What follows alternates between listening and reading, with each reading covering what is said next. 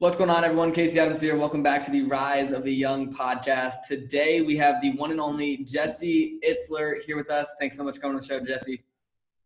Absolutely, Casey. Thanks for having me, man. Of course. So I've been following you for quite some time, and you've had such an amazing career, and you've not only inspired me, but so many people through your story. And the first question I want to ask is, when you first started, when it comes to the music industry, how did that go? You've had so many successful exits with Marquis Jet and Zico and all these different brands, but I want to take it back to music first because I know that's where you started your career. Well, people measure return on investment, ROI, many different ways. So when I started out in the music business, I was just a kid. I was in college in my dorm room trying to make a demo, trying to get signed to a record label. But ROI for me just looked like having fun and doing what I love. So I didn't measure my success based on anything other than doing what I love to do as a kid that age. But I did get signed to a record label called Delicious Vinyl, and which was a huge thing. I got onto MTV. I got to get on the road and do some shows, and I made a little bit of money. So for me, so it went well in that regard, but I didn't make Jay-Z money. So I had to look for other things to do. I ended up actually getting dropped from the label at like 22 years old. And I didn't have a lot on my resume at the time other than rapper. So I got thrown into the real world and had to figure it out from there. Got it. And speaking of Jay-Z, I absolutely loved your Instagram post that you put out the other day with you and Jay and the story you told. And I want to take that story and, lead into the Marquis Jets on what you talked about there. But bring me back and explain that Instagram post for me, because I found it fascinating with how you were able to navigate that whole situation. Yeah, no, it's funny. I posted this the other day. When I was in my 20s, I was writing theme songs for professional sports teams. And it was kind of like eat what you kill kind of thing. I had to write the songs on spec. So I would spend the money, my own money, which I didn't even have, in the studio. And then I would go and pitch teams and be like, hey, do you like this song? And if I could even get them on the phone or get to see them, that was a big accomplishment. But then they had to buy it. And if they didn't buy it, I was out the money. So I went to the New York Yankees. I'm a New Yorker. I went to the Yankees with the song that I pitched to them. And when I was walking out, the marketing director for the Yankees said, hey, man, we got these 4 seats that just opened up in the front row on the third baseline. They were built out for the commissioner of Major League Baseball for the World Series, and we're now making them available for sponsors. And someone pulled out, we have 4 of them, if you know anyone that would want them. So I was like, well, how much are they? And he's like, I don't remember. They were like $1,000 to 4 tickets, or 4,000 times 80 games. So $320,000. I had probably a net worth of, definitely a net worth of less than 10 grand at the time. And our entire business maybe had 40 or 50 grand in it, and probably more payables than even cash in the bank. But my partner was like, definitely not. We went back to the office. I called the guy up and I'm like, we'll take them. And I left the invoice on my partner's desk. And we went back and forth for a long time arguing and debating this. But the reality was I knew that there were a lot of restaurants you could go to in New York City and entertain clients. There were a lot of things. Everyone was doing the same playbook. Go to this restaurant, go to this show, go to this club. But there were only 16 of these front row Yankee tickets. And I just knew that we could, 1, we'd never get another chance to get the tickets again, ever. And 2, we'd have them for life. We could entertain clients and we'll make our money back. So we bought them. And I ended up inviting Jay-Z to one of the games. He's a big Yankee fan with his partner, Juan. Amongst other people that came in these seats. I mean, it was like we had our own little celebrity row going with CEOs. And anyway, Jay ended up, after the game, we made a deal and he split the tickets with us. So we shared season tickets for years, probably like 8 or 10 years, something like that. And then a year later, I sold my company, the theme song company, to a public company in those seats. Wow. During the World Series.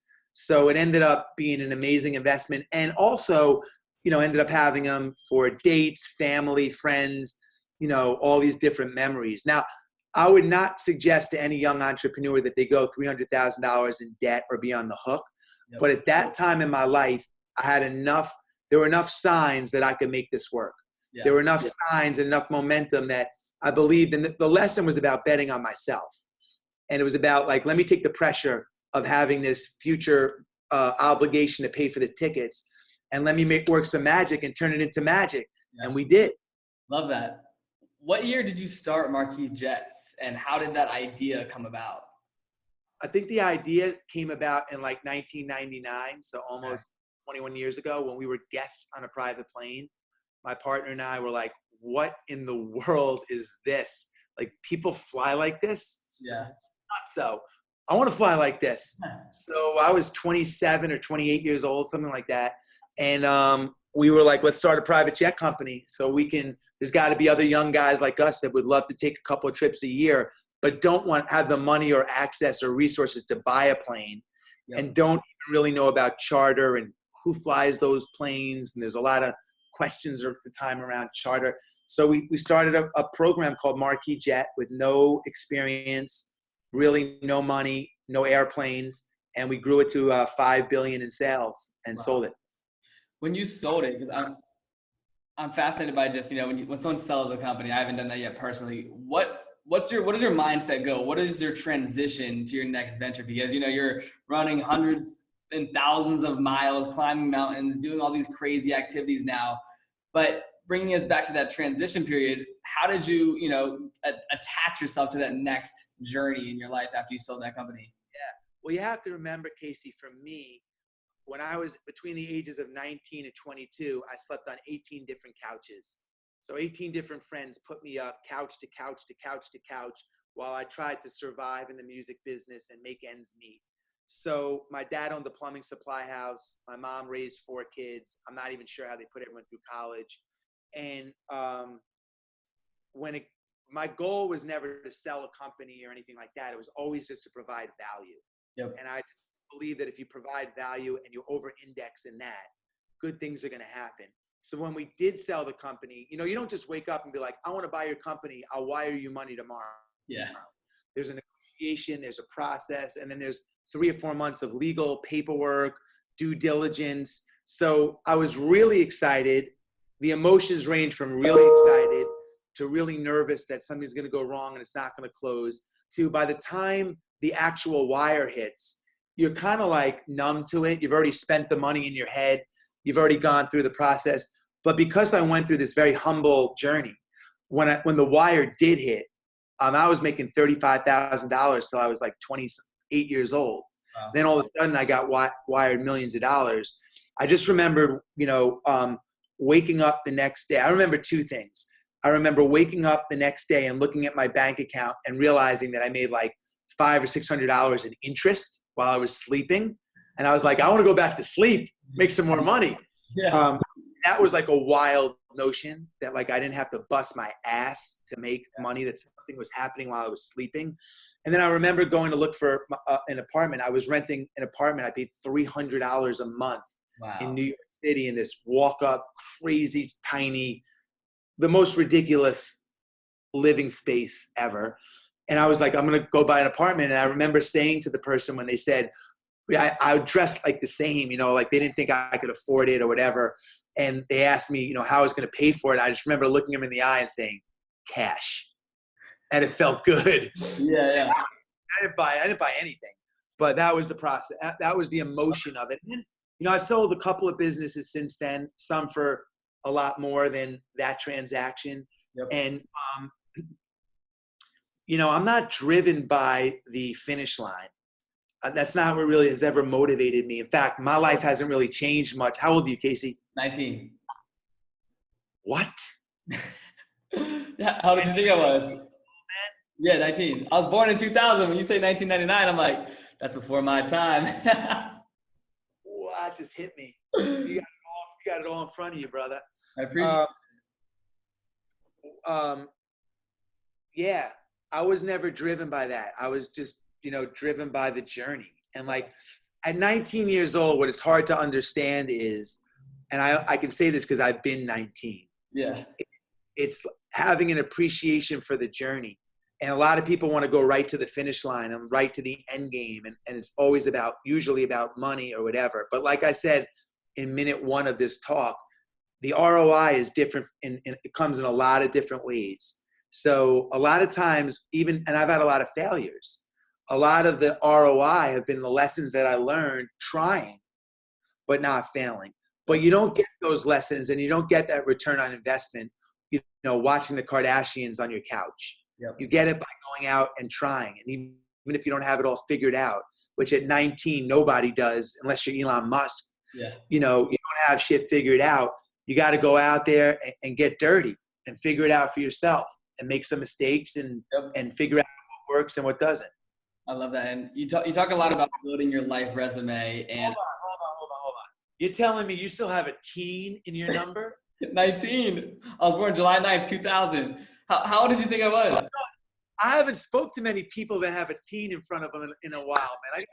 I got my kids are closer. My oldest is only 9 years younger than you. He's 10? 10. That's insane. That's great. I'm gonna have to start a podcast. Hey, make it. I'm gonna tell him to start a podcast. I'll talk to him. I'd love to help him any way I can. Are you there? All right, First guest. Yeah, you'll be his first guest. Let's do it. I would love that. It's funny because you talk a lot about networking, and my podcast for a little over 2 years started in my bedroom, and it's led me to meeting some phenomenal world-class people like yourself, and just having conversations like this. But how did you originally start networking from a young age? Because I know you talk a lot about this and how it's influenced so much of your behavior in your life.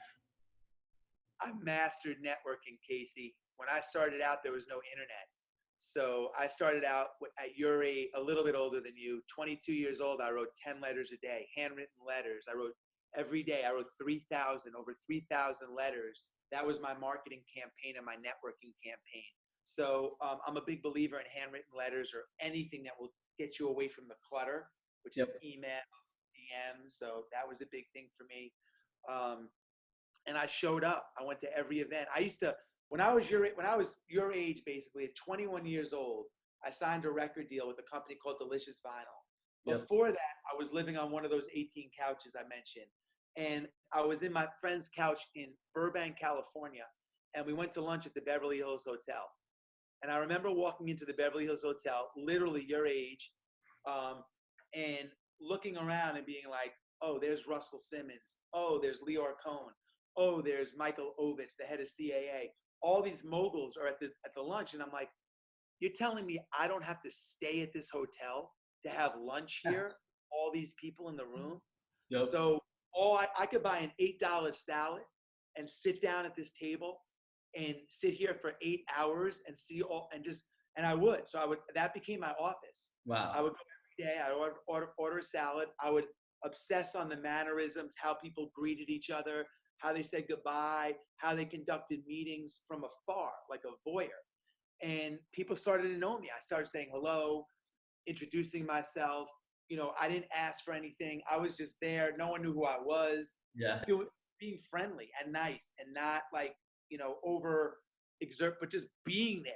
Yep. And it worked. I started bumping to him. Then a couple of years later, I'm rocking and rolling. I got a record out. I know you from somewhere. You used to go to the Beverly Hills. Like, yeah, okay. Boom. Now we're high-fiving. 2 years later, we're in meetings. 3 years later, they're reporting to me. Yep. They're reporting to me. It all flipped. So that's how I did it. That's so cool. And by the way, I love Beverly Hills Hotel. Phenomenal place.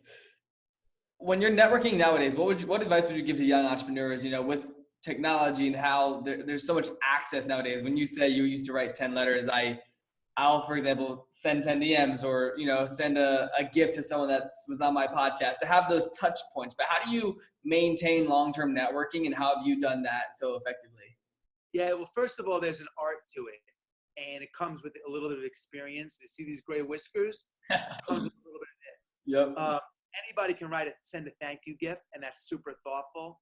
But it only really works if the gift is married to the person and the note is a proper note. Yep. If it's a cookie cutter note that your assistant wrote, that gift could actually backfire. So I've always wrote it all myself. It's always been, my own thoughts. And there's two approaches. One approach is stroke the ego, right? People want to get something, so you want to hit their ego. The second approach is to make it an effective email, DM, note. You want it to be short. You want to put yourself in the position of the recipient.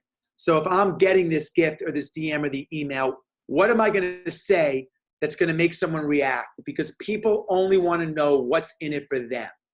Yep. So if you remember, people want to know what's in it for them, and you push those buttons, you will get a response.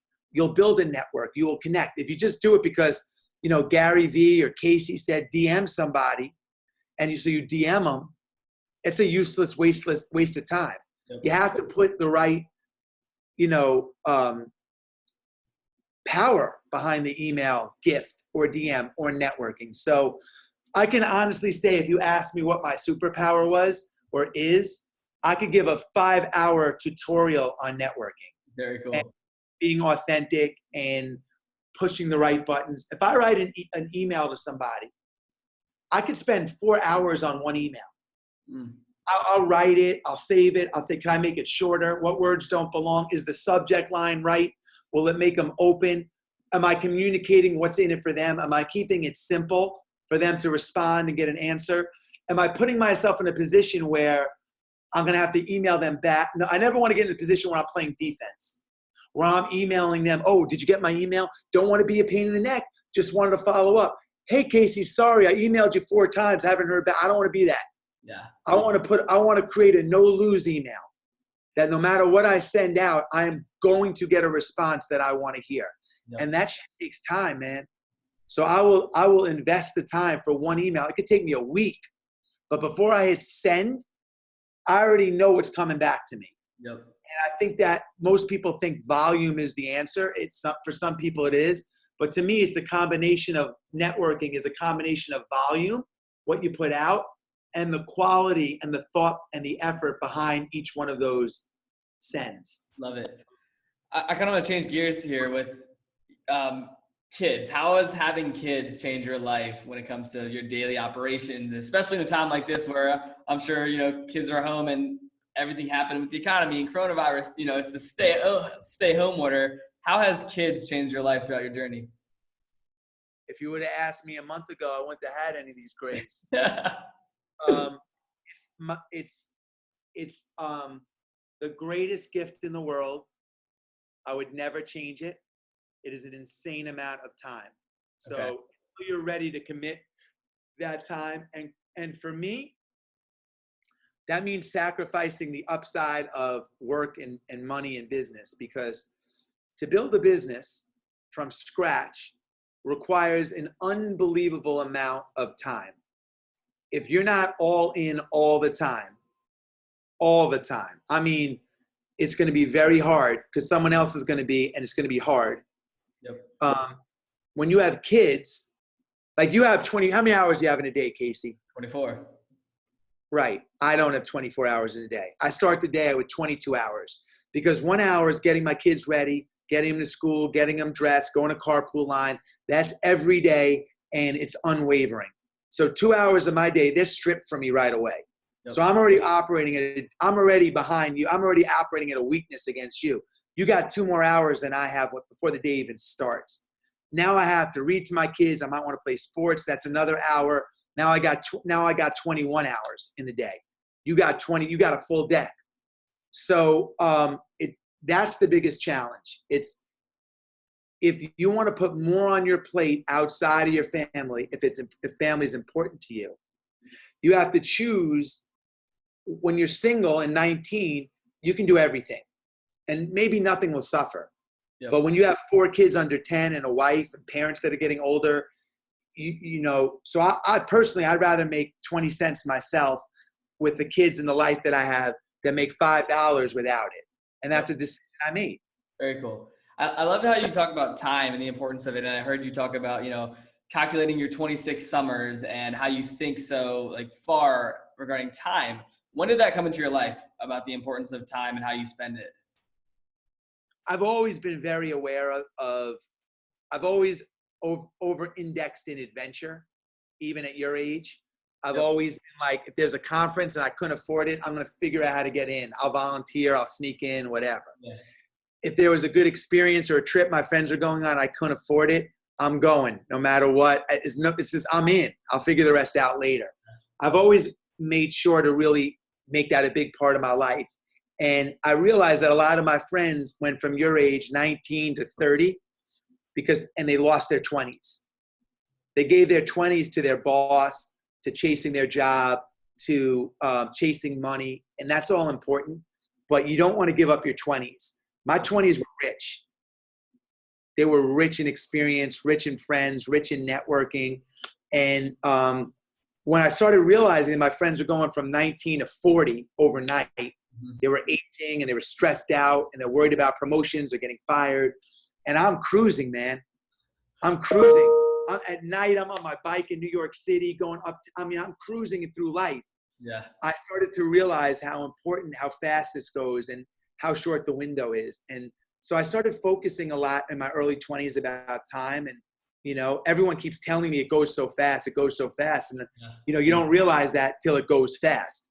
Yep. And now that I'm 51 and I'm staring 80 in the face in 29 years, it's a whole new appreciation of time. Look, I want to do this much stuff and I only got this much time. So I'm really efficient with my time. Let me put it this way, Casey. Let's just do some simple math, brother. You're 19 years old. Let's say you work. Let's say you go, let's say for the next 50 years, till you're 70. Most people retire at 70. Yep. For the next 50 years, you're going to do great. You've already established a podcast. You got great momentum in your life. You've built an amazing network. You can pick up the phone and call people that most people dream of calling. Let's say that for the next 50 years, you say, you know what, every year, once a quarter, I'm going to do something super fucking cool, man. I'm going to go on a trip. I'm going to learn something, whatever. Let's just say you invested in that right now. In the next 50 years, you'll have 200 more experiences or life lessons than someone that doesn't do that. But let's do some math that's even crazier. Let's say that every year you wake up. I don't have a calculator. So I'm going to do this in my head. Yep. I'm doing this on the fly. Every year you say, I'm going to take 1 hour a day for myself. Watch this. From now for the next 50 years, from now to 70, Casey Adams is going to take 1 hour a day for himself. So that's 365 hours times 50. So that's 18,250. What is it? 18,250. Now do it by 3. Multiply that. So multiply 3 hours a day times 365 times 50. 54,750. Exactly what I thought it was. 55,000 hours. So you will get, if you took 3 hours a day, everybody listen to me and give me 1 minute to explain this. Yep. You took 3 hours a day from 20 to 50 for yourself. Maybe you get up early, maybe you stay up late. You'll get 55 hours. That is, now if my math is right, that's roughly 10 years, if you factor in sleep, of free time. 10 fucking years. Years. Yeah. 10 years. That's half of what you've been on earth for now. Of bonus time for yourself. I've been taking 3 hours a day since I'm 21 years old for myself. Wow. And everyone's like, that's impossible. You must have a team of nannies. You must have this and blah, blah, blah. No. I just committed that. And people look at me because like you said, I'm a big believer in building your life resume. Yep. Doing more shit than you could ever imagine. Not your traditional business resume. Everybody know that's important. Your life resume. My life resume is ridiculous. It's vibrant. It's filled with color. I live with monks. I live with a seal. I've ran races. I've swam across this. I've climbed mountains. I've jumped in rivers. All this stuff. And people are like, how'd you do it? How'd I do it? I have 10 more years of life, of feeling alive because I took time every day for myself. The number one gift you could give yourself right now is the gift of cumulative time. It's not the gift of making $1 billion, other than you can give it away and help people. Yep. If you took a couple hours every day consistently for yourself to learn, to watch a podcast, to read, to run, to take an adventure, whatever it is, by the time you're 70, you're going to look back and be like, I had the most amazing fucking life I couldn't even imagine it. My friends that lost their 20s didn't do that. Yep. They worked 20-hour days on Wall Street. They snorted cocaine. They went to meetings. They laughed at jokes that weren't funny at business meetings because they wanted a raise. They sniffed someone else's butt to go up the ladder, and they made all this money, but they lost their 20s. Success at 19 is having both. It's having the business that thrives and doing what you love, being a good citizen, helping people, but having this rich life of time. And it's a 3-hour rule, man. You have 55 hours. Listen, this is recorded. This is on Zoom, a recording. When you're 70 and you look back in this time capsule, you can say two things. I talked to this nut job, Jesse Itzler, who's been dead for 40 years, who told me I should take 3 hours, and I did it. And my life was unbelievable. Or you can look back in this time capsule and you can say, man, I wish I listened to this guy because I was the 70% version of myself. Yep. And that will be the biggest regret you've ever had in your life. That just hit me. I appreciate you breaking that down. Put that shit on the internet. Yeah, 100%. I have a couple more questions before we wrap it up. You talked about living with a SEAL, and I know how you, with David Goggins, and how you guys built, so much momentum, and how you brought him in. How did that come about, and what was your biggest lesson learned from him? Yeah, so I met Goggins at a race. I didn't know who he was in 2000, I don't even know, 6. So 14 years ago, he was still active in the military. I was doing whatever I was doing at the time, Marquis Jet or Zico. And I saw this really big guy that physically didn't look like he belonged in an ultra marathon. It was a 100-mile race just because of his weight and his size. Everybody else was 5'5", 150. And then this guy comes in and I just watched him on determination and will finish the race. And I was intrigued. I learned a little bit about him, that he was a Navy SEAL, but there wasn't a lot of information on him at the time at all. So I called him and we became friends. And I asked him to come live with me so I could get some of his secret sauce. I love meeting people that are different than me. Yep. And he came in and he lived with me on and off for quite a long time, actually. And I wrote a book about 30 days of that journey years later. And that's what happened. Very cool. Seeing his transformation now, where do you believe, because he has such a strong message that I know you believe in, David Goggins now versus the David Goggins when you met him, what's changed? I haven't spoken to him in a long time, so I don't know where I haven't been following much of what's going on. I know he's doing amazing things to help people. You have to ask him, to be honest, Totally. Casey. No worries.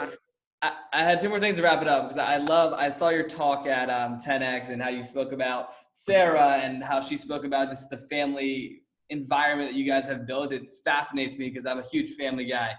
How did you guys meet and how has that relationship, how did it come about? I'm very curious. Yeah, so my wife's an entrepreneur. She owns a company called Spanx. She was a customer of mine at Marquis Jet, this private jet company that I had with my partner. And we met at a customer appreciation event in Las Vegas, a poker tournament that we hosted. Okay. She was a guest, and that's where we met, and we got married a year later. Very cool. Last thing that I want to say is just, not only do you inspire me, but just, for example, you said that your kid's 10, I'm 19. Number one, I wanted to definitely start a podcast before I ask this question. That'd be epic. Let's definitely touch base on that. And then last thing, if you were to give me 19 years old, I know we talked about time, we talked about the networking aspect of things, but to any 19-year-old, what would you tell your younger self with the experience you have now with someone that may have momentum or, already has their mindset figured out? Because I believe, a lot of these podcasts, people are like, what are you telling that 19-year-old? But what do you tell someone that has not yet tapped into their full potential, but they have found their lane and they're looking to expand on that? Yeah, I think the message about time and taking time for yourself is important. I think there's a lot of people, coaches online, that give a lot of great business advice, but I think the message of balance is really lost. And, I don't care how much money you make, man, it's not worth giving up your 20s. At 20, you should be trying different things, learning, experiencing, meeting people, going on adventures, being young, making mistakes, taking risk. And you never get that opportunity again. It's not worth any amount of money to lose your 20s, no matter how hard you're working. That's my perspective. But also I think things take time. And I think we live in a world of instant everything, likes, how many people did I gain followers, how many downloads, and life, that's the new life, but that's not really, there's a lot of I don't know, it's not really portraying what like reality is. Things take time. You're building a podcast. You didn't just put the lights on and get a zillion downloads the next day. Think about all the work. Even me, I was 15 minutes late. That's your time. It's a pain in the ass. Multiply that by tracking down guests. And so people see the shiny side. Casey's got this thing. He's rocking and rolling, all these followers, all these downloads.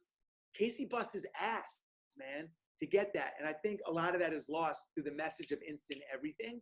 So I would just say that you have to be patient and you have to appreciate the process.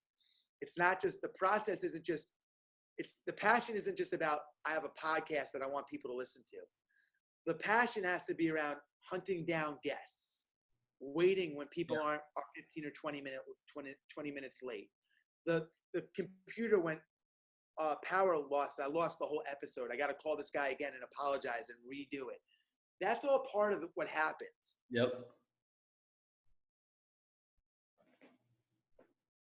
For that, and an understanding that that's part of the process, then the obstacles are going to be too great and it's not going to work. If you do realize that, look, man, all right, this guy's 15 minutes late, but he is giving me 30 minutes of his day and it's part of what it is, and that's my attitude, it's much better. So I just think it's important that message doesn't get lost. The passion process. I love that. Well, that being said, Jesse, I just want to say thank you so much for taking the time out of your day to do this. And you have a lot of things going on now. You have books, you have events. Where can people learn more about what you have going on a day-to-day basis, and where can they follow you? Yeah, so I'm on Instagram. That's the best place, at Jesse Itzler, with all the links in my bio. I have a course called Build Your Life Resume that takes my best practices in living a great life and business and everything, and a series of videos. And I got 4 kids and a part owner of the Atlanta Hawks. And I'm running 3 hours a day to myself, Casey. Love that. Well, that being said, Jesse, thank you so much for coming on. It truly means the world.